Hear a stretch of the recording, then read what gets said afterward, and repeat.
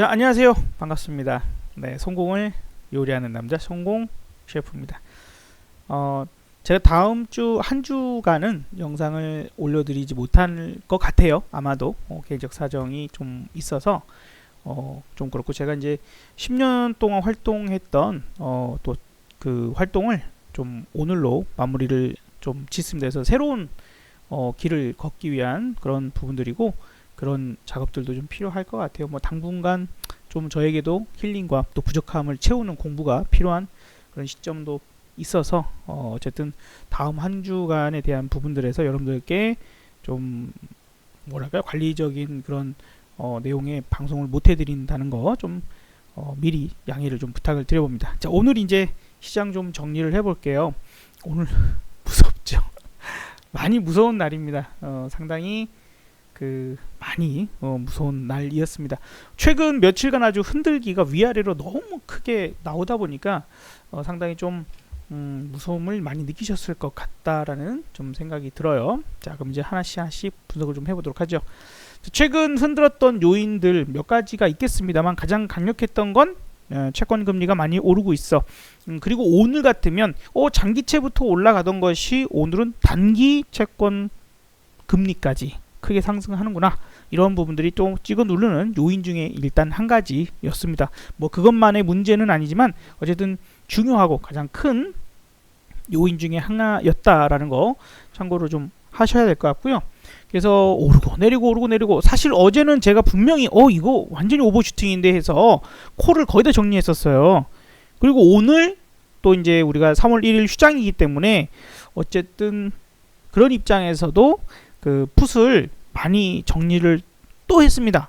풋을 많이 정리했고, 사실 어제 막판에 콜을 정리하면서 콜 물량의, 그러니까 정리 물량의 절반만 풋을 사서 넘어왔거든요. 그러니까 많이 사지는 않았어요. 절반만 샀는데 그것도 어쨌든 대부분 다 정리를 해버리고, 그러니까 콜풋의 비중은 매우 작게, 그렇게 매우 작게, 거의 없다시피 하게 넘어간다라고 좀 생각을 하셔야 될 것 같아요.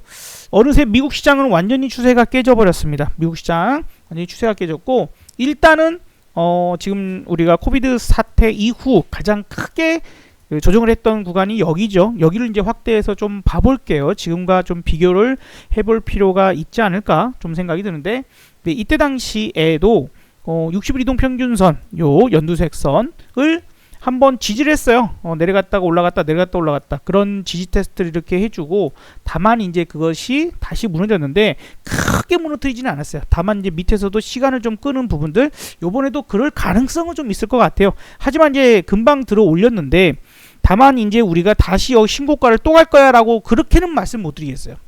이거 다시 신고가를 다시 낼 수 있을 거야라는 것까지는 뭐라고 말씀 못 드리겠고, 지금 당장 눈에 보이는 정도는 13,500 정도, 내지는 이 20일 이동 평균선 정도는 한번 터치하러 가주지 않을까. 거기서 이제 돌파가 나오면 그 다음에가 길이 열리는 거고, 돌파가 안 되면 다시 무너질 수 있어요. 그래서 저는 제가 제 나름의 개인적인 대응을 한다라면, 여기 올라와서 부딪히는 상황에서는 현금을 만들 것 같아요. 일단은 지금 현금 못 만드셔가지고, 그 다음에 뭐 어제 또 주식들 사셔가지고, 또 그것이 다시 뭐 본전 정도라면 그냥 쉽게 던지세요. 근데 본전이 아니라 오늘 갑자기 눈 뜨고 일어나니까 개파락으로 인해서 내가 손실이 크게 돼버려가지고 어쩌지 못했어 라고 하신다라면, 좀 반등을 기다렸다가 정리하는 게 좋지 않을까. 어쨌든 오늘의 가격보다는 조금이라도 더 높은, 손실이 조금이라도 더 줄어든 상태에서 정리를 해나가시는 게 좋지 않을까 싶고요. 이제 특징적인 게 다우는 흔들림이 심하지 않았었어요. 이때까지 나스닥이 흔들려도. 그러나 다우까지 같이 밀렸다는 것, 그리고 전세계 채권 금리가, 미국뿐만 아니라 전세계 채권 금리가 대다수가 금리가 인상이 됐었어요. 대부분 흐름이.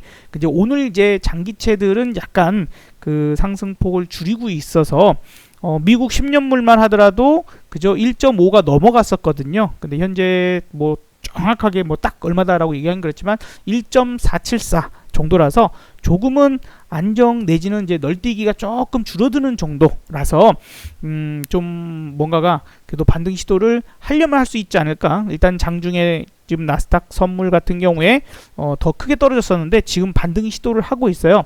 오늘 악재가 한 가지가 더 있었죠. 오늘 악재 한 가지가 더 있었는데 미국이 시리아 내에 친이란 민병대를 공습했다라는 이제 이런 부분들 뭐 참 작년과 뭔가 상당히 유사합니다. 작년에도 그쵸? 그 작년에도 한번 그 드론으로 테러를 해서 장군 이름이 뭐였죠? 갑자기 생각이 안 나는데 어쨌든 나름 영화배우 같이 생긴 잘생겼더라고요. 그 아저씨가 이제 테러를 당했죠. 그러면서 살짝 흔들었다가 살짝 이제 이렇게 흔들었다가 다시 올라왔었어요. 그 별거 아니야라는 식으로 넘어갔죠. 트럼프가 쿨한 척, 미군은 피해자가 없어, 괜찮아, 뭐 이런 식으로 갔어요. 그랬는데 이제 이번에 또 봅시다. 근데 이쯤에서 한번 우리가 그런 얘기를 해본 적이 없는데 트럼프하고 바이든하고는 좀 달리 생각을 해야 되지 않을까라는 생각이 들어요. 그러니까 트럼프는 약간 비즈니스 쇼맨, 뭐 이런 부분들에서 나름 이제 사업가 기질을 많이 갖고 있다 보니까 미국의 최대 이익, 그 다음에 뭐 본인으로서도 상당히 최대한 이익들을 가져가는 식의 액션들이 좀 많았다면 바이든은 뼛속까지 철저하게 정치인이죠. 정치인. 자, 잠깐 제 얼굴 내리고, 이놈의 정치인 놈들은 어느 나라 놈들이고 동서고금을 막론하고 오로지 내가 어떻게 하면 권력을 가져가고 그래서 나에게 권력을 줄 국민들을 어떻게 하면 만족스럽게 해놓을까, 뭔가가 액션적인 부분들이 그런 쪽에 초점이 맞춰질 수 있거든요. 그래서 중국을 바라보는 그런 관점도 다를 수 있어요. 바이든 입장에서 미국인들이 어떻게 하면 뭔가 만족감을 가질 수 있을 만큼 시원하게 뭐를 한방 팍 해버릴까, 이런 생각 할 수 있거든요. 정말 꼰대 중에 꼰대가 될 수 있어요. 그러니까 트럼프와는 상당히 다른 양상. 트럼프는 적당히 하다가도 이거 도움이 안 되는 거네, 이익이 없네, 그러면 이제 멈출 수 있는 사람인데 바이든은 글쎄 그런 부분에서는 어쨌든 두 사람의 성향이 완전히 다르다라는 거 좀 기억하시는 것도 좋을 것 같아요. 그래서 오히려 트럼프 시절 그 주가 상승했던 그런 부분들과 그 다음에 이제 바이든 시대에 와서의 주가 상승의 모습이 조금 달라질 수도 있다. 그리고 이제 지금 부양책이 대규모 부양책, 그러니까 어제 우리 시장이 상당히 크게 올랐던 이유 중에 한 가지가 또 중국에서도 대규모 부양책 내놓는다고 했던 부분인데 뭐 발표가 나온 거잖아요. 나왔음에도 불구하고 오늘 또 이렇게 밀었던 부분들이고, 그래서 이제 그 부양책 효과라는 부분들이 뭐 어쨌든 얘기가 나올 때마다 올라갈 수 있겠지만 지속적인 그런 상승을 만들어내는 어떤 요인은 조금 아닐 수도 있다. 이렇게 좀 생각이 들어요. 약하구나, 그런 생각이 들고, 그 다음에 이제 개인들이 지금 오늘 3조 5천억 이상 그 매수를 하는 그런 모습인데요. 개인들이 이렇게 많이 빠졌을 때 매수를 했던 적이 분명히 있죠. 근데 이제 빠지는 날 3조 5천억 4조 원 가깝게 이렇게 매수한 적은 없어요. 2조 원 뭐 이런 식으로 매수했었죠. 그러니까 지난번에 크게 빠졌던 1월 29일 뭐 이럴 때 1조 6천억 이런 때였고, 그 전에도 마찬가지로 한 2조 원 정도 때 매수를 했었거든요. 떨어지는 날. 그랬었기 때문에 우리가 좀 2조 1천억이군요. 그래서 그런 부분들에서 지금 규모 있게 올라왔던 부분이 최근에 코인 한답시고 자금이 많이 이탈이 됐었고, 그리고 채권 금리가 계속 올라간다라는 것은 자금이 채권 시장으로도 또 흘러갈 수도 있음을 뜻할 수도 있고요. 미국 금리가 많이 올라가면 돈이라고 하는 것은 절대 법칙을 따라요. 절대 법칙이 뭔가요? 돈은 이익이 같다면, 수익이 같다면 안전한 곳으로 갑니다. 안전도가 같다면 수익이 높은 곳으로 가요. 너무도 당연하죠? 그래서 절대 법칙입니다. 가만히 생각해 보세요. 이익이 비슷하다면 미국으로 갈까요? 아니면 중국으로 갈까요? 아니면 한국으로 갈까요? 어디로 가겠어요? 유럽으로 갈까요? 미국으로 가겠죠, 당연히. 근데 그 미국의 수익률이 높아지네? 어라? 그래? 그렇다면 미국으로의 자금 이탈에 대한 부분들도 눈여겨봐야 되는 시점이 된 거예요. 그래서 금리 인상이라는 부분이 여러 가지를 또 만들어낼 수 있는데, 여기서 금리 인상은 그 기준금리가 아니거든요. 어차피 기준금리는 계속 낮춰놓겠다고 얘기를 해주잖아요. 파월이 지금 2번이나 나서서 립서비스를 해줬어요. 그러나 그 립서비스가 이제는 나 기준금리도 안 낮추고 계속해서 저금리 유지하면서 제로금리 유지해주고 뭐 계속 유동성 공급이나 이런 부분들 할 거니까 연준을 의심하지 마라. 지금 연속적으로 이틀이나 그렇게 얘기를 해줬어요. 그럼에도 불구하고 잠깐 효과는 있었지만 그 다음 효과가 아니야 라고 하는 것은 다른 부분이지. 이거 갖고 안 돼, 아이고 내가 맨날 배고파서 굶고 있어서 옆집 아줌마가, 아이고 옆에 이제 슈퍼 아줌마가, 아이고 저것들 배도 고프고 굶고 그냥 엄마는 집 나가고 아버지는 어디 있는지 모르는데 이 어린 것들을 아이고 불쌍해. 그리고는 매일 라면을 외상이라고 해도 그냥 갖다 줬어. 그냥 계속 그냥 라면을 갖다 줬어요. 아유, 걔도 야 배고프지는 마라 그러면서 슈퍼 아주머니가 걔도 갖다 줬단 말이죠. 근데 이제 아유, 나 이제 더 이상 라면 먹기 싫어. 아우, 지겨워. 그러면 라면에 김치라도 있어야지. 저 아주머니 라면 갖다 주면서 김치 좀 갖다 주면 안 돼요? 이러고 있는 거죠. 그래서 김치를 갖다 줬어요. 김치를 이제 갖다 주니까 처음에는 그래 좋아. 이제 우리 이 라면에 이제 김치도 먹을 수 있네. 막 그러다가 어떻게 사람이 라면에 김치만 먹고 살아? 저 아줌마 저 슈퍼마켓에 있는 저 스팸도 좀 꺼내주고 저 분홍 소시지라도 좀 계란 입혀갖고 좀 줘봐요. 지금 그거예요. 이제 이쯤 되면 뭐 이것저것 할 수 있는 것 중에 연준이 할 수 있는 게 뭐 있을까? YCC 정도? 예, 일드 커브 컨트롤을 하는. 그래서 아예 시중 금리조차도 장기채 금리도 이런 식으로 이제 금리가 이제 이렇게 뭐 여기 제로부터 시작했죠.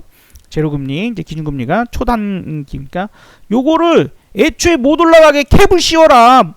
캡을 씌워버려라. 캡을 씌워버려라. 그래야 뭐가 좀 우리가 뭐 믿고 뭔가가 할 수 있지 않겠니? 이러고 있는 거예요. 그러니까 자꾸 요구가 커지고 있는 거고, 그래서 이제 파월이 뭐 이런저런 얘기를 했지만 먹혀 들어가지 않는 상황들이 지금 보여주고 있는 것이 아닌가. 거기다 또 이제 뭐 국지적인 상황들이겠지만 그것이 큰 부분으로 넘어갈 것 같지는 않지만 그래도 일단은 미국의 공습 이런 부분들도 조금은 영향을 미쳤을 것 같아요. 그러면 이제 우리가 기준으로 봐야 될 게 있죠. 두 가지. 내가 세상에 이게 이렇다 저렇다를 전부 따져가면서 이래서 하락했어요, 이래서 올랐어요를 이유를 알고 그러고 나면 늦어요. 대응이라고 하는 것이. 그렇잖아요. 제가 여러분들 제 영상을 꾸준히 보신 분들이라면 저는 일어나는 부분들을 이유를 파악하고 대응하지 않았어요. 그렇죠? 변화를, 큰 돈이 흘러가는 부분들에서 그 돈의 움직임을 파악을 해서 이 변화, 금리가 어느새 계속 올라가고 있네. 미국채 10년물이 1% 넘었어. 이것 봐라, 계속 올라가네. 이제 그런 부분들에서 거기서 환율 움직임이나 여러 가지 부분들 일단은 잘 모르면은 큰 돈이 움직여가는 그것에서 먼저 힌트를 얻는 거예요. 그래서 대응하고 이유는 나중에 알아도 돼요. 스토리는 알긴 알아야 됩니다. 스토리는 알긴 알아야 되지만 일단은 이제 그런 부분들에서 이런 위치적인 것들이 왜 이런 데서 꺾이기 시작하는가에 대한 부분들을 봐야 되고, 그리고 이제 동학개미의 힘이 원체 셌었는데 그런 동학개미의 힘이 너무 써버렸어요. 너무 썼으니까 힘을 너무 썼으니까 좀 쉬어야지. 약간 이런 거 있죠. 4조 원이 넘게 매수했었던 그런 날들, 그런 날들이 또 꼭지가 되는 그런 부분들인데, 오늘 과연 이제 이후의 모습들, 그리고 미국 시장, 어쨌든 우리나라는 월요일날 휴장이기 때문에 그런 부분들까지 좀 감안해서 생각을 해보신다라면 그 휴장이기 때문에 더욱더 변동이 클 수밖에 없었던, 다른 나라보다도 그럴 수밖에 없었던 상황이지 않을까. 그러면 이제 아까 말씀드렸던 두 가지를 다시 한번 컨트롤 생각해 보시면, 자, 환율 제가 기준 정해드렸죠. 이 1113원. 그런데 오늘 1123원 24원까지 왔어요. 그쵸? 그러니까 저렇게 가면 시장이 좀 크게 변동을 일으킬 수도 있구나. 증시를 보고 판단하려고 하지 말고 환율을 보고 판단하셔라. 더 정확하니까, 더 빠르고, 이게 중요한 거예요. 더 빠르고 정확하기 때문에 이것들을 보고 봤어야 된다. 어쨌든 지금 제가 말씀드린 그 기준이 넘어섰고, 그 다음에 아마도 여기 이제 이번에 고점을 만들었던 이 정도죠. 어쨌든 1128원 29원 정도 될 건데, 요거를 넘어가는 정도의 액션까지 취해진다면 진짜 조심해야 될 거예요. 진짜 조심한 상황이 와야 될 거고요. 나는 몰라도, 또 누구 전문가는 모르고, 아무리 뛰어난 사람들 슈퍼개미들도 몰라도 돈은 알아요. 세상에서 가장 이상 징후나 변화를 깨닫는 것은 가장 똑똑한 놈 바로 돈입니다. 돈이 알기 때문에 돈만 보고 판단하는 거예요. 그리고 아까 보셨던 채권 금리, 우리나라 채권 금리도 10년물이든 뭐 좀 보시고, 잘 모를 때는 대부분의 모든 나라가 기준이 10년물이에요. 10년물이 그 나라의 많은 기준이 되어주니까 그 이자가 올라가느냐 떨어지느냐, 다른 부분들을 반드시 생각을 해야 한다. 하지만 뭐 이제 버블 논란도 많고, 그래 버블은 버블이지, 그러나 이 버블이 좀 더 커질 수 있는 버블이냐, 아니면 빵 하고 터져서 끝나는 버블이냐라는 관점에서 저는 이 버블은 잠깐 좀 커지다 보니까 잠깐 쉬어가는 버블이라고 생각들어요. 더 커질 수 있는 버블이고, 더 커져야만 터질 겁니다. 예능 프로그램 보다 보면 뭐 풍선 막 바람 불는데 오 터질 것 같다 오 하는데 안 터지잖아요. 죽었다 깨나도 한참을 더 해야 터지는 것처럼 지금 아직 멀었어요. 한 2년 정도, 2년 정도 좀 더 저는 봅니다. 그러니까 대신에 이제 얌전하게 올라가기만 했던 그런 시장이 아니라 상당히 흔들면서 올리고, 흔들었다 올리고, 죽였다 올리고 하는 시장이 이제 시작됐다라고 좀 보여지니까 고생은 많이 해야 할 거예요. 고생 많이 하고, 초보자분들은 지금이라도 늦지 않았으니 제발 공부하세요. 제발 공부하시라는 말씀 전해드리고, 어쨌든 좀 2월의 마지막 마무리 잘 하시고, 그리고 맞다, 기아차가 오늘 VI 걸렸죠. 근데 제가 중간에 그 영상을 올렸는데 이게 늦게 올라가더라고요. 시간이 상당히 많이, 제가 딱 기아차가 여기서 조금 이제 주춤할 것 같아 가지고 영상을 찍고 올렸는데, 제가 찍을 때만 해도 8만 막 2천원 이상이었거든요.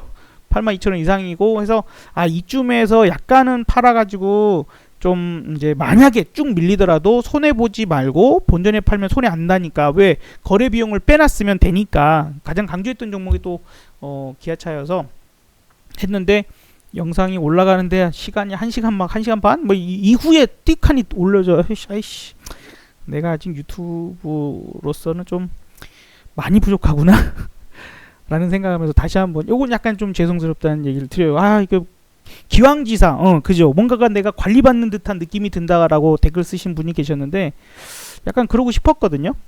근데 이게 시간차가 있군요. 실시간이 아닌 이상 여러분들한테 대단한 그런 도움이 또 안 될 수도 있다라는 생각이 드니까 또 참 또 슬퍼오네.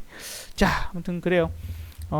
어쨌든 그래서 이렇게 다시 크게 빠져버릴 수도 있기 때문에 제가 중소형주 건드리지 말고 대형주 위주의 반등 부분을 보고 하셔라. 밀려도 어차피 내가 매수한 가격까지는 올라왔다가 밀릴 것이니까 나중에, 지금 당장은 마이너스를 한다 하더라도.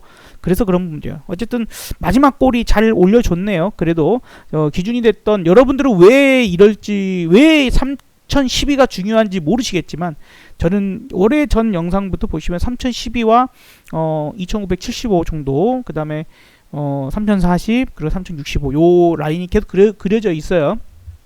3085도 더 디테일하게도 세 분이 할 수 있지만, 그래도 좀 크게 굵직굵직하게. 신기하죠? 왜 3010에서 또 이제 마지막 종가를 만들었을까?